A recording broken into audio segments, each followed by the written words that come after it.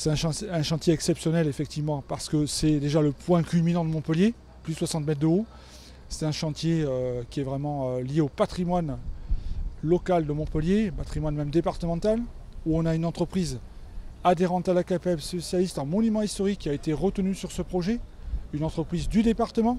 Donc on a des savoir-faire dans l'Hérault qu'il faut valoriser. On n'a pas besoin d'aller chercher des savoir-faire à 200 km ou 500 km de Montpellier. Ici, nous les avons.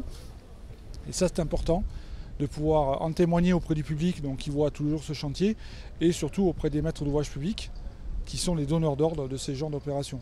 Donc cette visite, c'était pour faire connaître notre métier à des gens de notre métier, des confrères ou des gens extérieurs qui ne connaissent pas ce métier, faire découvrir le patrimoine, le savoir-faire. C'est un des plus gros chantiers qu'on ait réalisé jusqu'à maintenant. Enfin, on en a fait à peu près équivalent, mais c'est surtout par sa hauteur et par son contexte que c'est quelque chose de nouveau pour nous.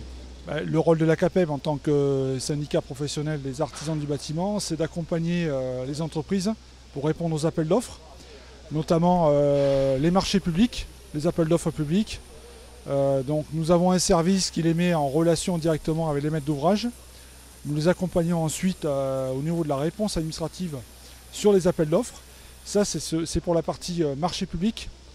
Ensuite, nous avons, comme aujourd'hui, la visite du clocher de Sainte-Anne, également un rôle important de mise en relation avec les pouvoirs publics sur ce type de marché, les marchés du patrimoine, la rénovation, les opérations d'amélioration de l'habitat, où on essaie de mettre en relation les artisans, les maîtres d'ouvrage, que ce soit des communes comme ici la métropole de Montpellier ou des services concentrés comme Montpellier et Grand Cœur, et également sur des opérations plus ponctuelles, notamment sur la rénovation classique d'habitat entre les particuliers et les entreprises locales. L'objectif de la CAPEB, c'est de pouvoir offrir et permettre aux artisans d'avoir du travail régulièrement et d'être en direct avec les particuliers.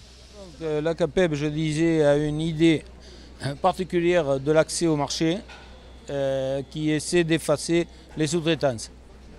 Donc nous, on milite d'abord pour promouvoir des structures capables d'entreprendre, même groupées, des chantiers importants, mais on organise les formations pour que l'accès se fasse par le savoir-faire.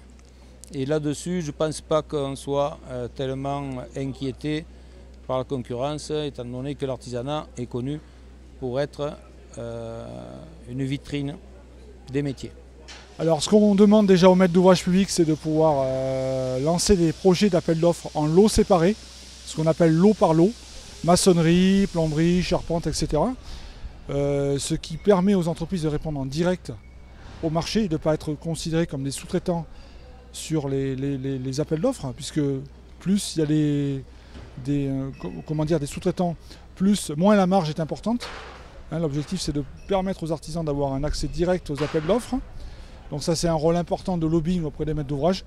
Et ensuite, concrètement, on accompagne les artisans dans la réponse administrative et éventuellement, on les accompagne dans la mise en place de groupements d'entreprises, puisque plusieurs entreprises peuvent se grouper, que ce soit plusieurs maçons ou différents corps d'État.